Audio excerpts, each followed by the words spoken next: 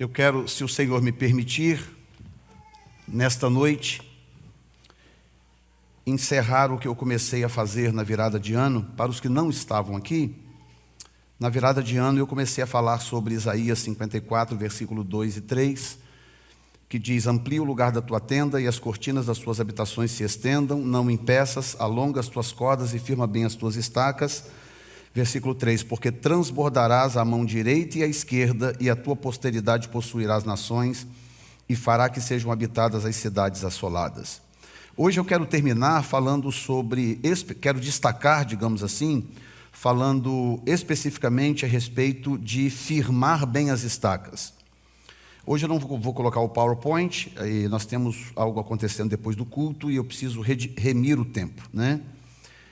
Então eu quero falar sobre firmar bem as estacas, mas eu quero voltar no versículo 1, que ainda não foi lido, que eu quero conectar isto com o ato de firmar bem as estacas. O texto começa da seguinte forma, na verdade. Isaías 54, versículo 1. Canta alegremente, ó estéril, que não deste à luz, exulta de prazer com um alegre canto e exclama, tu que não tiveste dores de parto, porque mais são os filhos da solitária do que os filhos da casada, diz o Senhor.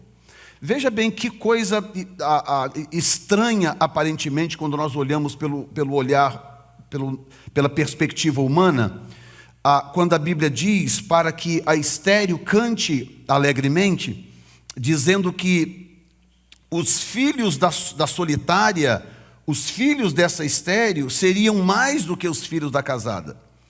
Isso me reporta para algumas coisas na Bíblia. Eu vou te explicar por que profeticamente Isaías está dizendo isto. Primeiro, mantém em mente, quem estava aqui na virada de ano, que o capítulo 54 vem imediatamente após a maior profecia messiânica da história, que é Isaías 53. Não existe nenhuma outra profecia messiânica que tenha a mesma clareza e a mesma dimensão de Isaías capítulo 53. Preciso tomar uma água aqui, não sei porquê. Minha garganta hoje não está grande coisa.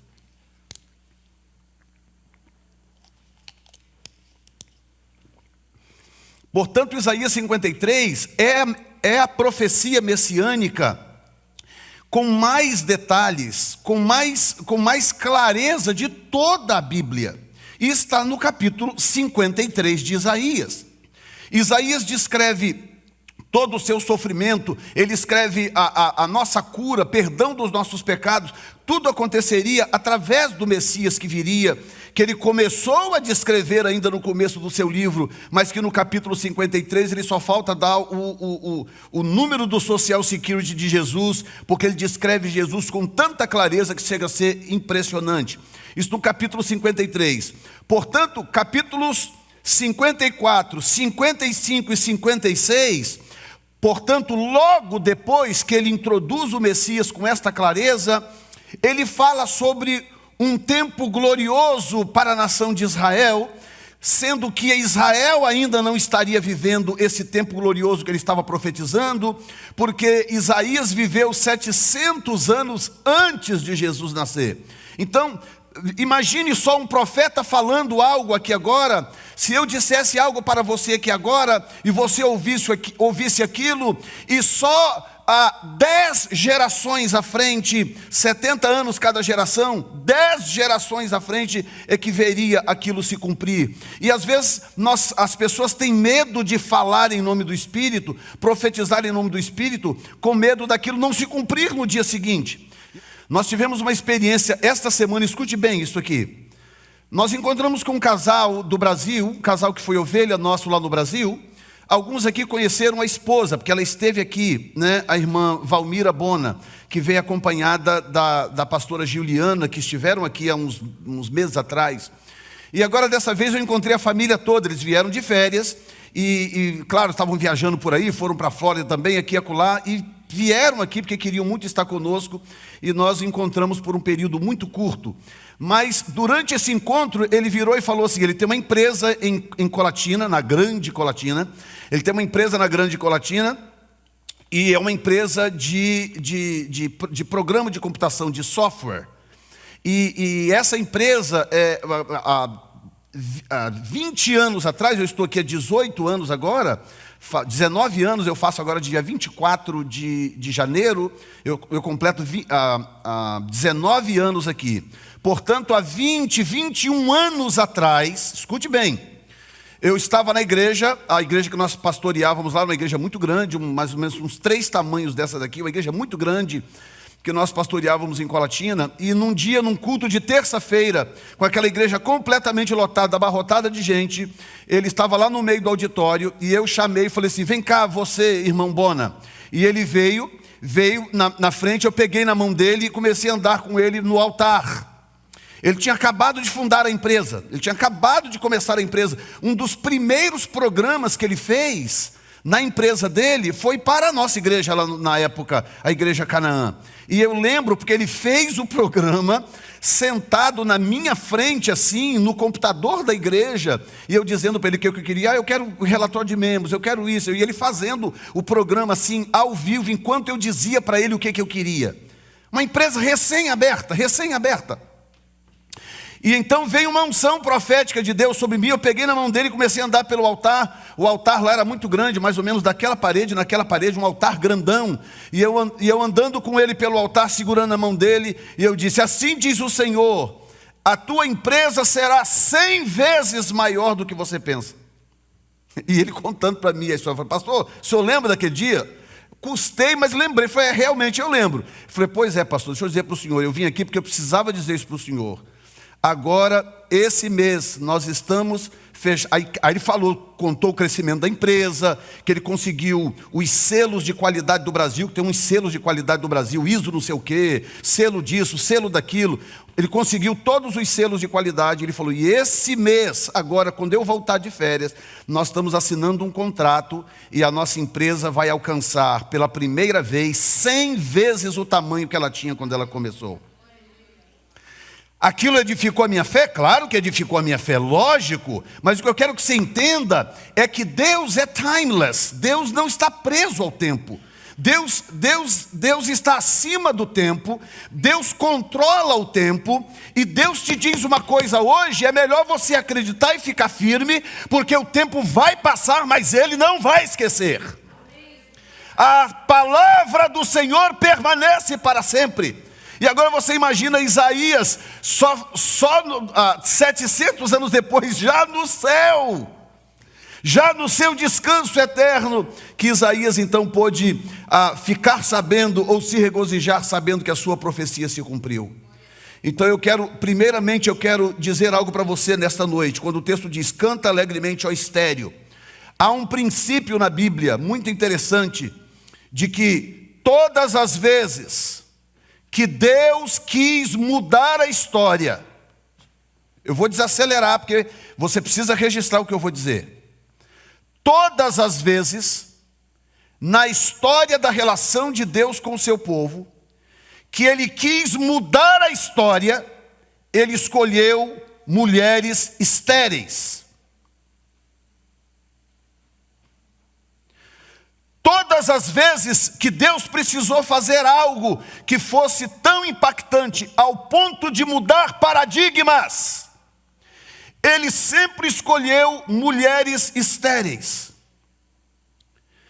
E quando Ele mudou a história de uma vez por todas, Ele não necessariamente tomou uma estéril, mas tomou uma virgem. Em outras palavras, eu vou colocar desta forma: toda vez que Deus vai fazer algo impactante, que mude o rumo das coisas, Ele sempre escolhe um útero que nunca frutificou. Por que Ele faz isso? E isso ao longo da história, você pode ir rastreando ao longo da história. Começa com o pai da promessa, que é Abraão. A mulher era velha e era estéril, e já tinha cessado o costume da mulher, que era a menstruação. Mas ainda assim Deus fez uma promessa e gerou um filho através desta promessa de Abraão com Sara. Depois aconteceu o mesmo com Rebeca. Depois aconteceu o mesmo com Raquel. E a história foi se repetindo, Ana, e por aí vai.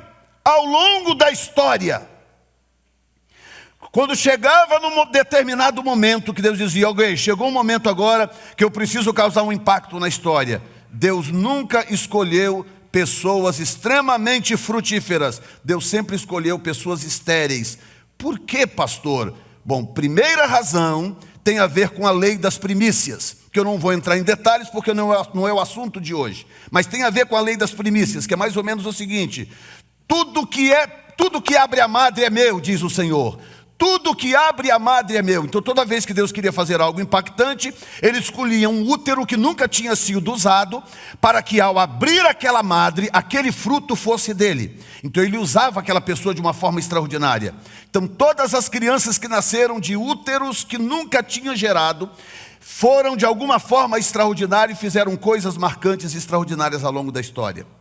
Mas tem uma outra explicação, que é um princípio que nós encontramos no Novo Testamento, que diz mais ou menos o seguinte: Deus escolheu as coisas loucas do mundo para confundir as sábias, escolheu as coisas que não são para reduzir a nada as que são. O que acontece? Deus tem prazer de abençoar gente pequena. Deus tem prazer de abençoar gente pequena, porque gente pequena tem a tendência, não é sempre, mas gente pequena tem a tendência de ser simples, de ser humilde e ser vacinado contra a soberba. Como Deus não tem problema nem dificuldade de fazer absolutamente nada que Ele queira, Ele prefere escolher um simples, humilde e um pequeno, que não vai se ensoberbecer, do que fazer através de um e do outro, que já tem nome, que já tem isso, que já tem aquilo, que depois pode dizer: não, o meu braço me trouxe essas coisas. E em Deuteronômio capítulo 28, verso 18, o próprio Senhor falou para Moisés: diga para o povo de Israel, nunca diga, o meu braço me trouxe essas coisas. Antes te lembrarás que foi o Senhor teu Deus que te deu o dom, o poder de adquirir riquezas, para confirmar a aliança que fez com os teus pais. Deus está dizendo basicamente o seguinte: eu estou procurando pessoas para fazer parcerias extraordinárias, mas tem que ser gente que vai continuar humilde. Eu quero gente que permanecerá humilde mesmo depois que eu fizer uma aliança extraordinária com essa pessoa. E nesta noite Deus está perguntando: tem alguém aqui nesta sala com quem eu possa fazer uma aliança extraordinária e que não vai ensoberbecer o coração, que vai continuar com o coração humilde e quebrantado? Porque essas coisas agradam a Deus. Deus tem prazer nessas coisas. Por isso que o texto começa assim: canta alegremente, ó estéril. Então eu vou tentar explicar da seguinte forma. Eu vou descer aqui, Tony. Eu vou explicar da seguinte forma. Eu vou usar a história de Ana e Penina como exemplo. Havia um homem chamado Elcana e ele tinha duas mulheres, Ana e Penina. Penina era uma mulher fértil, tinha um filho por ano. Bobeava, estava grávida, tinha um filho. Bobeava de novo, grávida, outro filho. E Ana, que era a outra esposa, que ao que tudo indica, a Bíblia dá essa pista pelo menos, ela pode ser que ela tenha sido a primeira mulher, ela era estéril. Por quê? Porque naquela época os homens tinham o direito de casar com uma segunda mulher, se a primeira mulher não lhe gerasse descendente. Então tudo indica que Ana era a mulher original, e ele casou com Penina porque Ana não conseguia lhe dar filhos. Mas ela chorava todos os dias, clamava ao Senhor, porque não ter filhos naquela época era uma espécie de opróbio. Hoje em dia não é tão big deal, não é a pessoa não ter filho, tem mulheres até que optam em não ter filhos. Mas naquela época era um big deal, era algo gravíssimo não gerar filhos.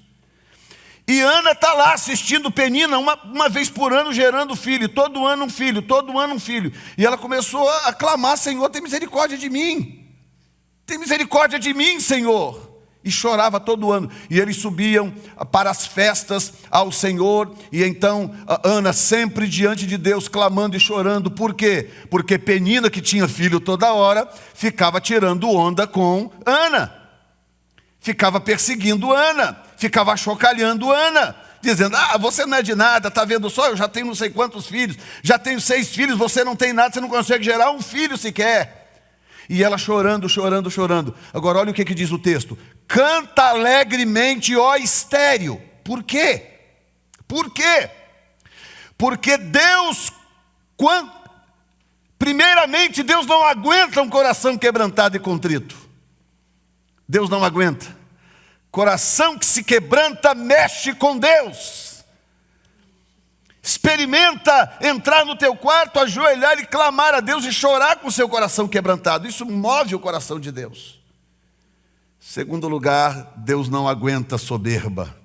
Deus não aguenta altivez. E Deus está vendo a soberba e a altivez de Penina, porque tinha muito, tinha isso, tinha aquilo, era capaz, podia, e tinha recursos e tal. E a Aninha lá, tadinha, chorando: Senhor, tem misericórdia de mim. E Deus então olhou para ela, olhou para o seu útero, que era intocado, o seu útero que nunca tinha produzido nada, e Deus se lembrou de uma lei que Ele mesmo estabeleceu: tudo que abre a madre é meu.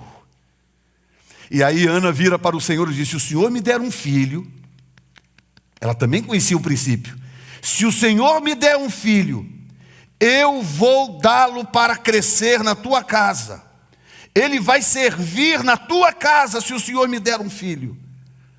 E aí o sacerdote viu ela chorando, foi lá, confundiu, achou que ela estava bêbada, descobriu que não estava, abençoou, disse: fica tranquila, o ano que vem você vai receber a sua promessa. Passou um ano, ela deu à luz e nasceu Samuel, o último dos juízes de Israel, o único que acumulou 3 funções. Ele era profeta, ele era juiz e ele era sacerdote. E ele mudou a história de Israel. Samuel foi o homem que mudou a história de Israel, porque foi o homem que ungiu Davi para ser rei. E Deus olhou para aquela mulher, e ela não tinha ainda o livro de Isaías para ler na época, mas se tivesse, com certeza ela daria de cara com esse texto aí: canta alegremente, ó estéril.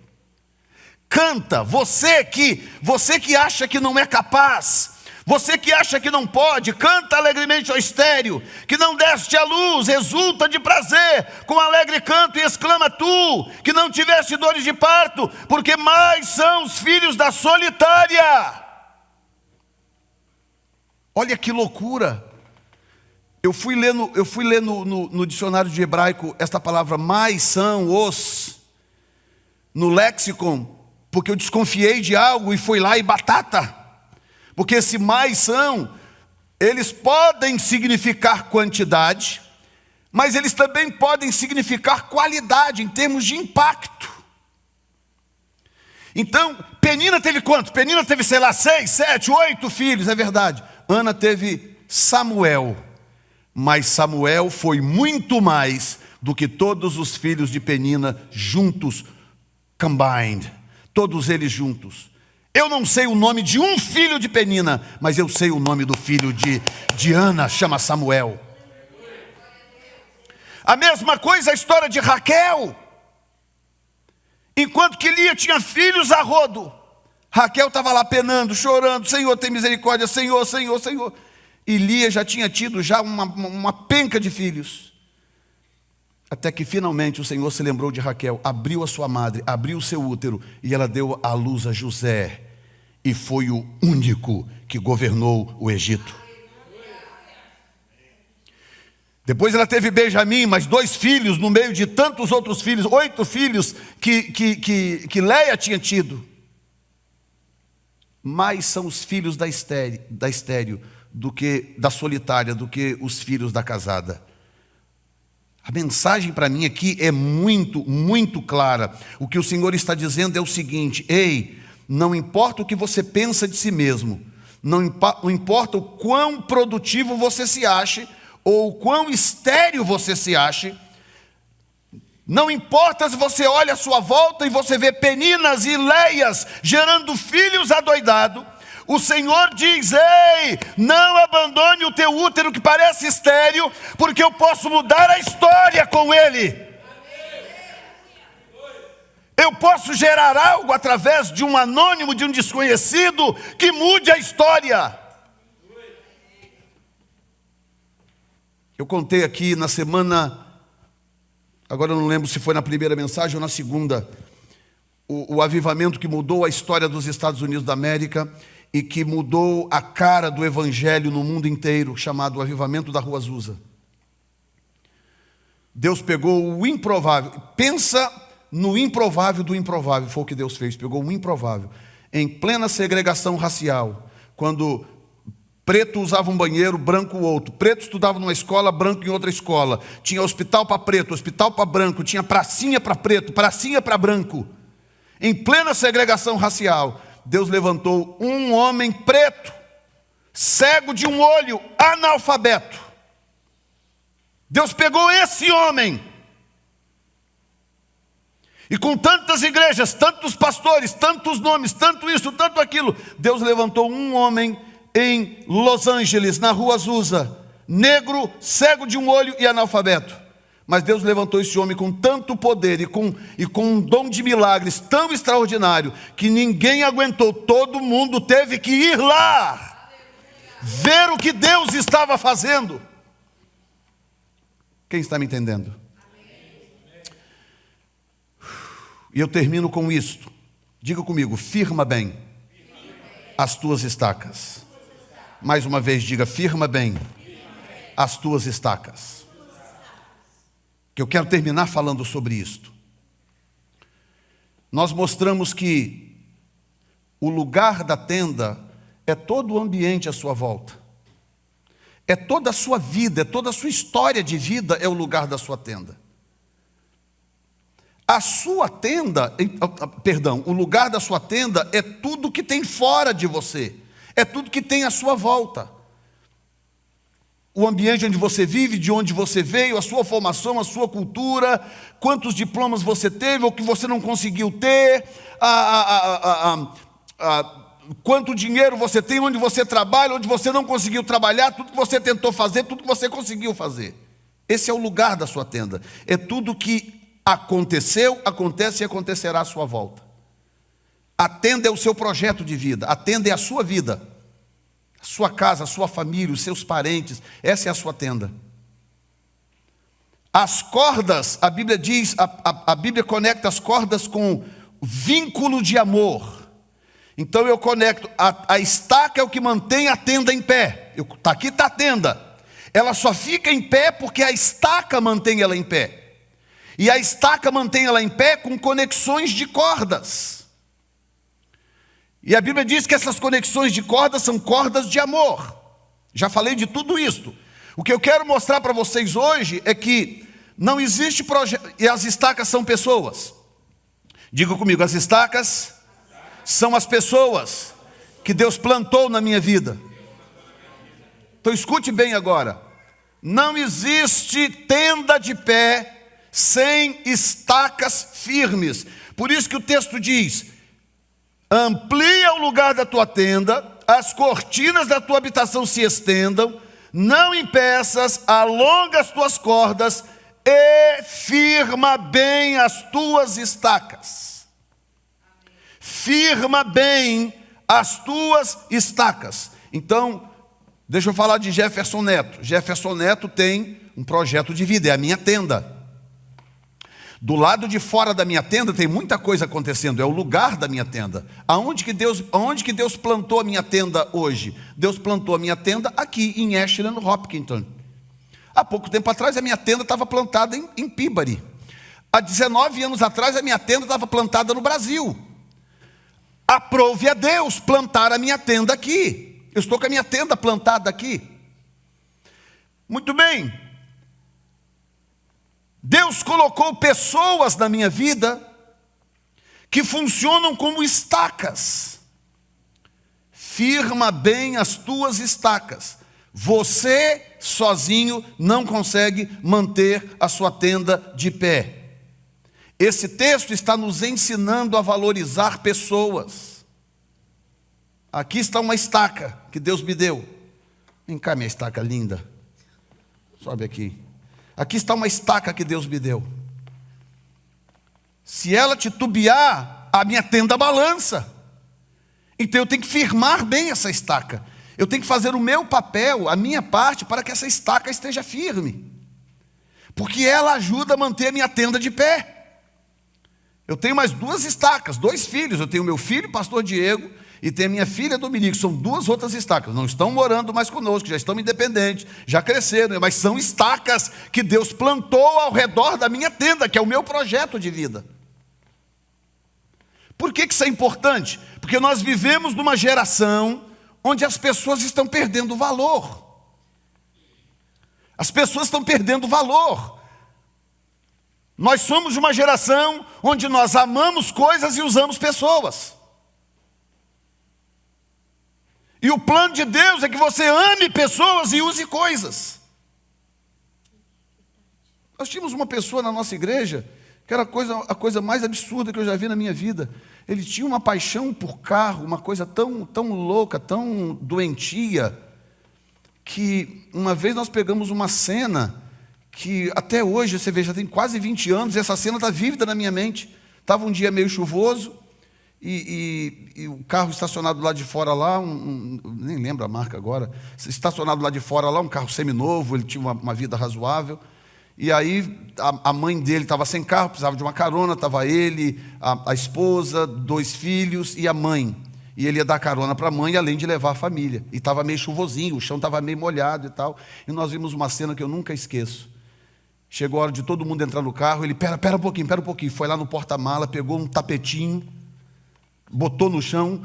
Todo mundo tinha que pisar no tapetinho, tirar o sapato, tirar a sandália no tapetinho, sacudir ali no tapetinho, do lado de fora chovendo.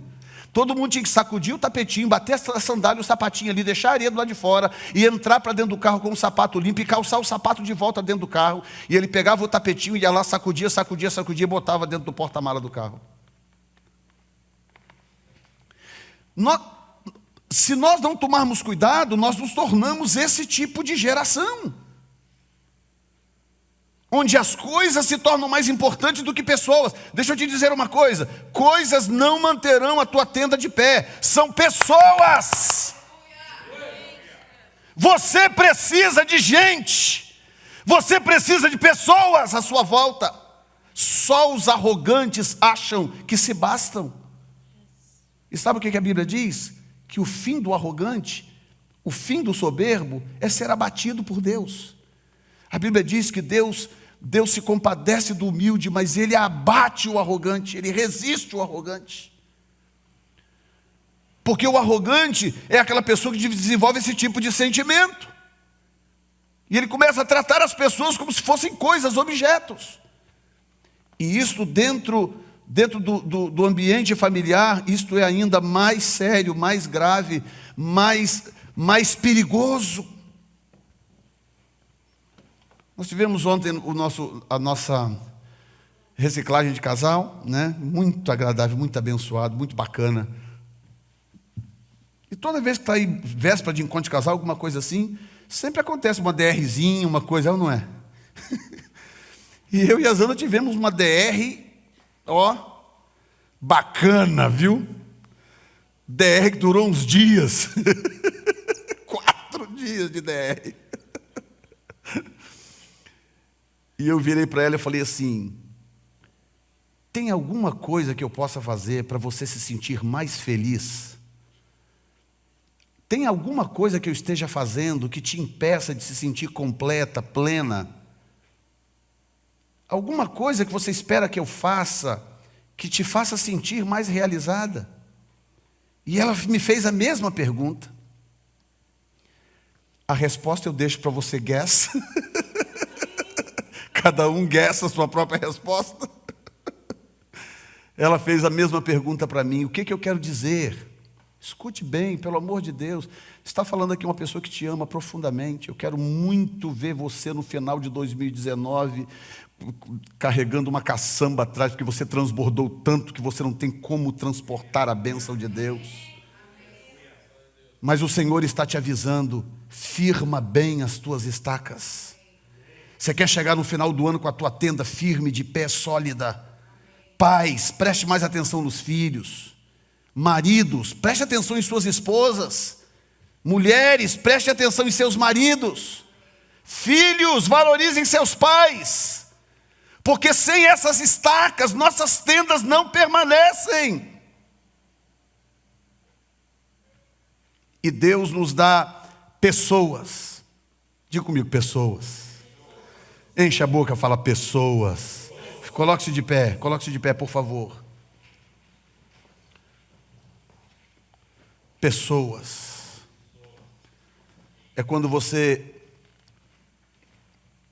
Vem cá, Leandro, você. Acho que você que vai aguentar aqui o que eu preciso fazer.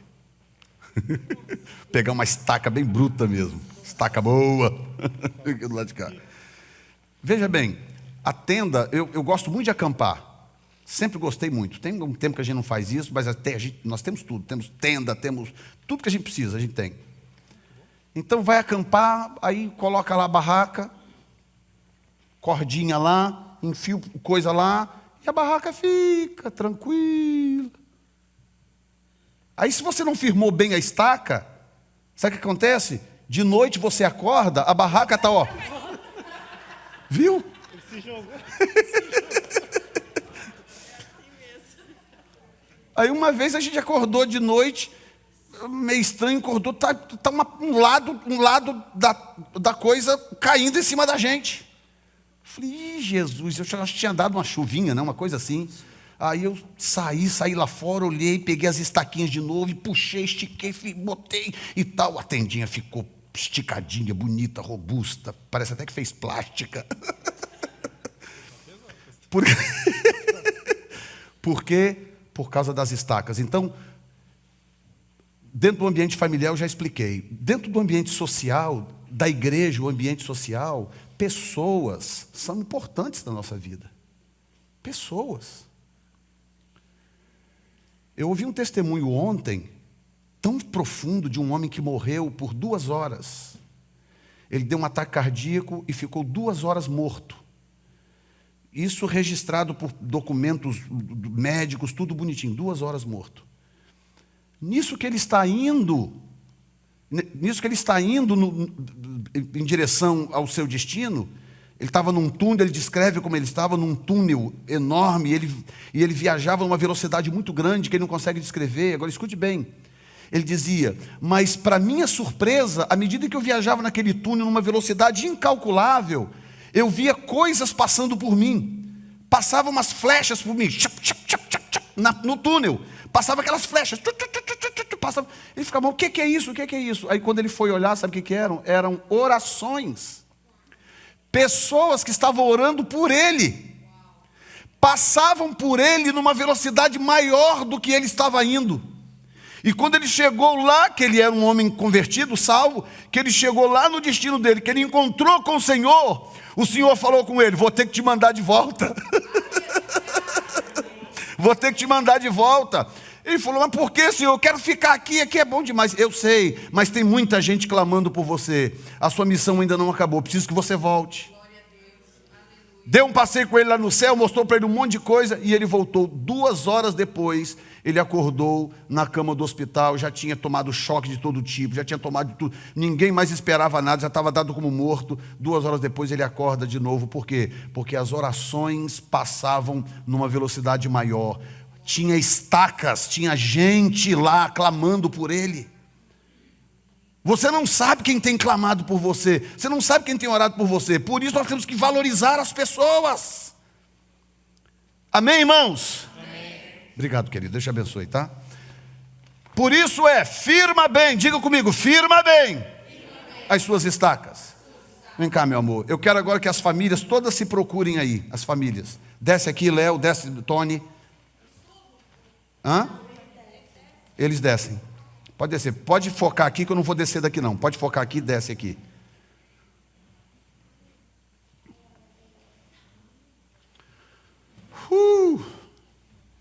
As famílias se procurem aí rápido.